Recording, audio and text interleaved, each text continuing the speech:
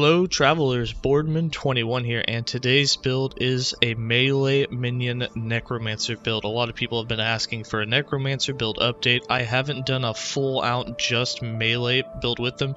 Usually I've done ranged or I've done a Wrath build. So with this, we're going to use the Skeleton Warriors, we're going to use the Skeleton Mage Death Knights, and we're going to use the Golem. These three have the best melee damage. They have high survivability, and we're also going to be using two shades with them. We're going to have Dread Shade to give them a huge amount of armor and attack speed and damage boost, and we're going to put on the Infernal Shade, which is just going to allow them to do a lot more damage and have 72% more movement and attack speed. Now Infernal Shade is going to be more of only affecting one or two minions. We're going to try and keep it on the Golem at all times to improve his speed and attack speed because he hits the hardest, and then the Dread Shade will of course be affecting all of your minions, and you're going to be trying to stay inside that circle so that you can have 2,000 to 3,000 armor, which is going to increase your survivability. You, however, won't be casting any skills other than those, and that's going to allow you to constantly be running around and just dodging anything from being hit, and allowing your Golem to be the tank and to taunt everything. Alright, let's go ahead and get into the skills. For skills, I'm running Infernal Shade, Dread Shade, Summon Skeleton Mage, Summon Skeleton, and Summon Bone Golem. For Infernal Shade, we're going to have it target minions and give them a big boost of buffs. It will also give it more damage the longer that it's on your minion, and due to a bug, it actually doesn't damage your minion like it's supposed to be, so this build will change a little bit when that bug gets fixed. However, we're not completely exploiting that build. Your Infernal Shades will refresh because Dread Shade will override it a lot of the time, so that the active Infernal Shades will kind of disappear. So every time you resummon the Golem, you're going to want to recast it on the Golem. So we're not abusing the bug any more than you need to. It will get a little extra damage than it normally would. However, once the bug is fixed, this build will still work basically the same. You just might have to recast Infernal Shade a little bit more often, as it will kill your Golem a little bit faster. So we have 3 points in Influence for increased area, 1 point in Devour the Flames to make it minion targetable, 1 point in Burn Trail to put haste on the minions, 1 point to increase the damage per second that it's active. It'll get 10% more damage every second that it's active, and with 1 point in Soulfire, it will actually last forever. And because we have it reattaching when it is on, say, your Golem and your Golem dies, it'll reattach to another close minion. However, once our minion dies, we're going to resummon the Golem and then cast Infernal Shade again to put it back on the Golem. And usually the other one will disappear quickly once Dread Shade's been cast, since there's a maximum limit of Dread Shades. We have 3 points in Demonic Possession. This will allow within 6 seconds for whatever minion that this is on, which we are trying to target the Golem, will have 72% more attack speed and move speed, which is a huge buff, especially stacked with the increased and 100% crit that you can get with Dread Shade. 1 point Fanning the Flames for more damage, 1 point for Blaze Shade for a chance to do a Blaze Shade instead of a regular Shade, which will give it more area of effect and more damage. 3 points in Cackling Flames. This will, I'm pretty sure that's supposed to be Crackling Flames. I don't know, we'll not go into that. But this gives an increased duration, which doesn't really matter because you have unlimited duration. However, you do have to put 3 points there in order to put 4 points in Shifting Doom. So there's a 100% chance when whatever a minion it's attached to dies, that it will reattach to another target that's close by. And then 1 point in Flight of Fire, so that you can have +1 maximum shades. Because I'm going to have Dread Shade on autocast, a lot of times the Dread Shade will start overriding the Infernal Shades. However, if you manually cast Dread Shade, you won't run into this problem at all, and you can keep the duration of Infernal Shade up for basically ever and given an infinite amount of damage. But I didn't really want to abuse that bug, nor manually cast Dread Shade, so I stayed away from that. For Dread Shade, we have this set up to have a 6-second cooldown so that I can put it on autocast. It's going to affect us and our allies. It's going to give a huge amount of speed boost to all allies, and an even bigger boost to allies that are actually hit with it. It also gives a huge amount of armor. We'll get into all of this. So for starters, 3 points in Spectral Presence for increased area, 2 points in Grim Fate, and then 1 point in Symbiotic Apparition, so that it now affects you and your allies when you're inside the circle. 3 points in Dying Coven gives everyone 45% increased attack and cast speed. So when you cast this, all of your minions will start hitting much faster. 1 point in Blind Fury. This gives 50% more attack speed to whatever minion it is that actually has Dreadshade. You'll have like 4 or 5 of these active. So 4 or 5 of your 16 minions are going to have this on it. We'll try to have it on the Golem as well, because that is a huge amount of attack speed.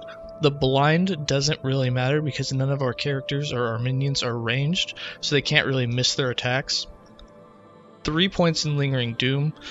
Reduces the health decay, but with 1 point in Pernicious Pact, you no longer have health decay. Instead, you have a poison that lasts forever. With 1 point in Egoism, the minion that this is attached to will also have 100% crit, which means that we like to keep it on the Golem. And because the mages or the Death Knights will already have 100% crit, we also like to get it on the skeleton warriors as much as possible, so that all your minions will have 100% crit. It's hard to aim it and be that accurate with, especially when you have it on autocast, but just make sure that your Golem has it. 3 points in Flesh Harvest means that whichever minion it's on, as their health decreases, the buff effect that you get from this increases by 3% for every 3% missing health. 1 point in Dread Plague, so that when it expires, it casts Spirit Plague. However, it doesn't ever expire because it goes until the minion dies. However, the aura does seem to disappear after about 20 to 30 seconds for whatever reason. Not sure if that's a bug. And 1 point in Martyrdom, so that you gain 25 armor per point of intelligence, and because we are stacking a lot of intelligence, you'll get about 2,000 to 3,000 armor, and that'll increase from the effect as whatever minion that you're next to's life decreases. For Summon Skeleton Mage, I have 2 points in Splintered Dominion for that extra melee area of effect, 1 point in Argonautic Speed, probably pronounced that wrong, but that's for another 5% attack speed. 2 points in Leech Life for some extra leech and for a more health for our minion.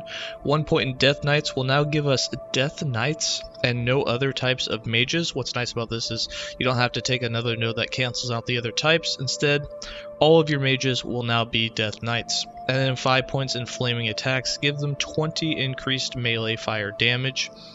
We then have 5 points in Cellar Mortis for 15% base crit and 20% more movement speed. This is going to basically guarantee that they always crit, especially with the other base crit we have on idols, and the increased chance that we have inside of the passive tree.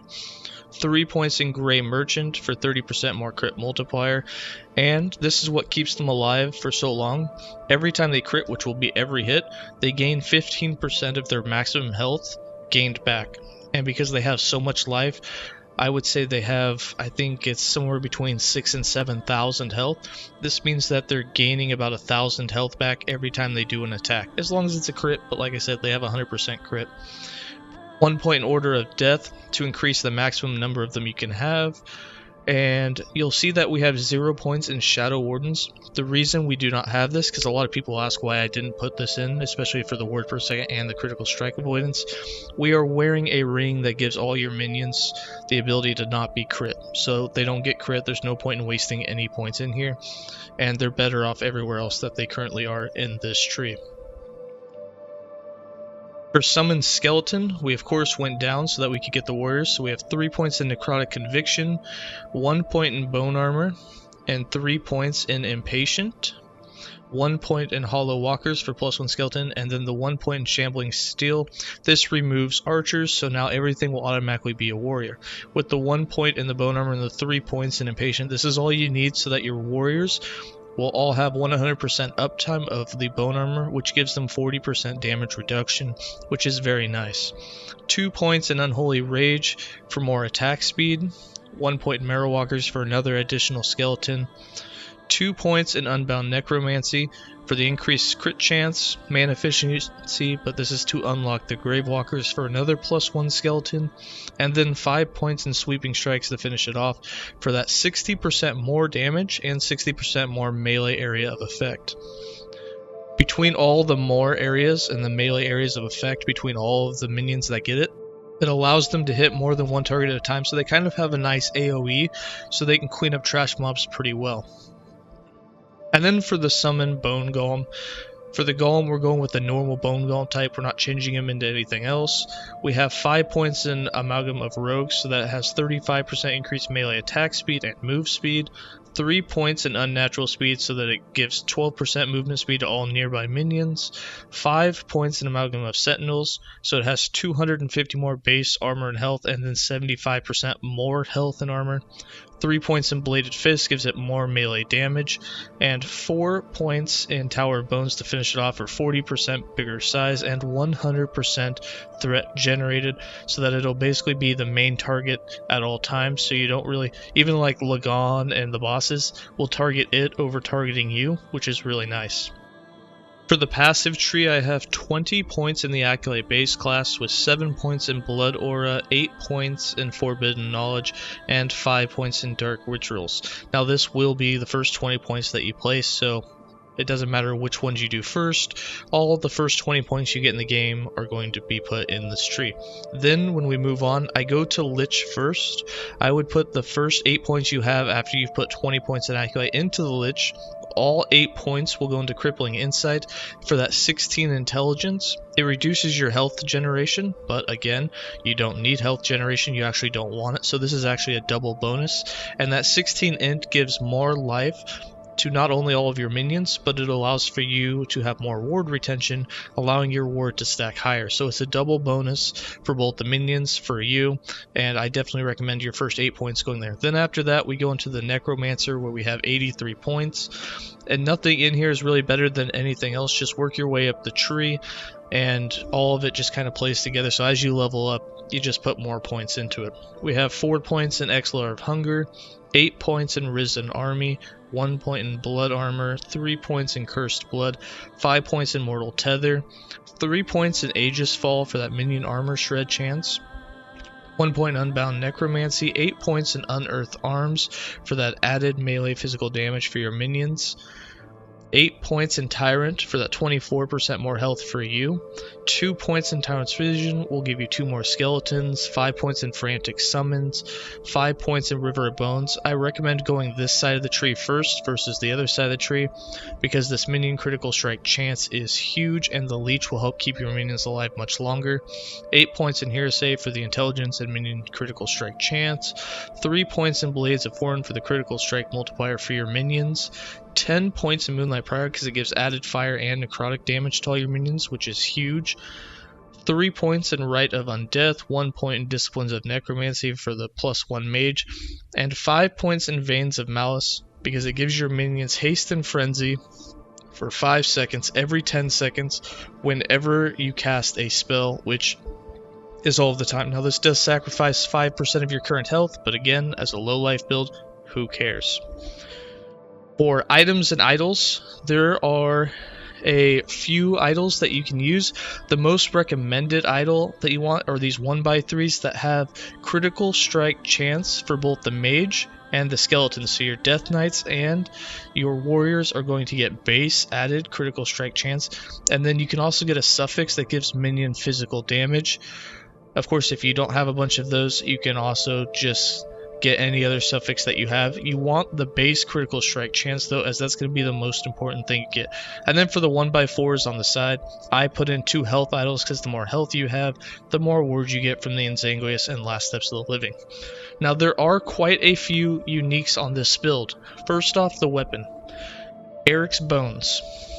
The reason I went with Eric's Bones is this gives your minions armor shred on hit, which you can have, I think it goes up to 100%, it doesn't actually tell you, but I've got 83% on this one, which is huge. So not only is every hit that my minions do going to give at least 1 stack of armor shred, because we have another 75% in the passive trees, it also has a 165% increased armor shred effect, which is huge. It's going to allow all of your minions to take any armor, basically all armor, and shred it off of anything, even allow it to shred a huge amount of armor off of bosses extremely quickly, which is going to give you a more damage multiplier, which is one of the reasons why they hit so hard, and it's definitely worth it to put it on.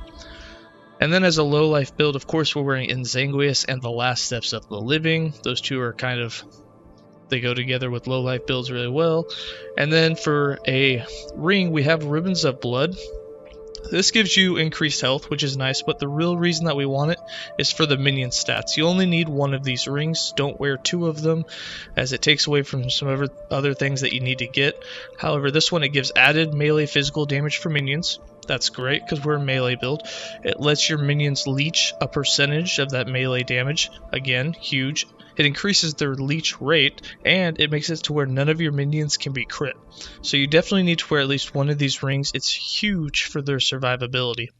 And then the last unique is the death rattle, and the reason for this, it will make your minions take more damage, but that you can have up to 200, I think it's up to 200, yeah, up to 200% minion critical strike multiplier, which is huge. That's a lot more damage. My crits went from doing 600 or 700 to doing 1,000 damage each on the enemies, which is a huge buff. I mean, it's 33% more damage. And then for the crafted items, we have the Burial Mask, which gives increased minion damage. Int is the main thing that you want. Make sure you put Int on everything that you can. I have Int, increased minion health, critical strike chance, shared critical strike chance for me and the minions, and then increased health. For the catalyst, you have minion health, minion dodge, minion damage. I put on some elemental resist, but you can basically put anything that you want. For the belt, I got minion health, minion dodge, minion damage, and hybrid health. Instead of the minion damage, you can also get flat health or increased health. It'll give you a little bit more HP for a little bit more survivability. We have a turquoise ring for the minion damage and minion health, and then on it we have int, minion health, minion damage, and some flat health. For the gloves, int, vite, hybrid health, and flat health. And for the relic, int, minion health, minion damage, and regular health. Alright, for the character sheet, as you can see, we don't really run any resistances. Our armor is quite low, but that gets a huge boost once we have some dread shades up. We don't have any dodge, we have very little armor, and the only thing we really care about here is stacking as much health as possible for that ward generation from Insanguius. And then for the skills and how to play this build, so first off, let me go ahead and summon everything here without the dread shade so that I can show you the attack speed difference here. Alright, we got one of everything. You can have 10 skeletons, 5 mages, and a golem. And we do have a couple of Infernal Shades active, but just ignore those for now. You can see their attacks. We're going to be attacking quite quickly. We don't have quite 100% attack or crit chance for the warriors. However, the mages and the golem, once we put Dreadshade on, are going to have 100% crit. Right now, a lot of those crits are all coming from the mages. But you can see they attack quite quickly, and we're doing between high 2,000, low 3,000 into what looks to be, I've seen a couple of 5,000 damage crits in there. So you're doing between 3,000 and 5,000 damage, which is pretty good. On the mobs, that equates to doing about 300 to 600 damage depending on what area level you're on. And then what you're going to do here is I like to put Dreadshade on autocast. You don't have to, you can manually do it, but once you get a few of these going, you can see that their attack speed just totally picked up. They are attacking much faster. They're getting a 45% boost, and the more life that drains down it gets higher. You can get up to 90% by the time a companion dies. As you can see, they're leeching a lot more. Look at the golem, just going absolute nuts. His attack speed is crazy. And all I do is I just make sure that the golem has a Infernal Shade on him, which can be kind of hard when they're all close together. But once you put that on him, you'll notice his attack, look at it, just crazy. And you'll notice that their damage is getting just ridiculous. We're doing anywhere from 5k to over 10k damage a hit now. And as you can tell, they're not dying. Now right now they're leeching. They're doing about 5 to 10 times more damage than they normally do, so they're leeching a lot more life than they normally would. They will drop. Your golem won't die very fast. Your mages don't usually die that fast. You will lose an archer every now and then. So all you have to worry about, run around, dodge everything, and resummon them as needed. Now every time that I resummon the golem, I like to resummon the golem away from the pack, hit him with a Infernal Shade, and then send him back into attack, just to make sure that he has it, because that 72% attack speed for him and movement speed is huge for keeping him around in the fight. And as you can tell from the gameplay I'm about to play with you, they attack very fast and do quite a bit of damage. And speaking of gameplay, let's go ahead and get into it.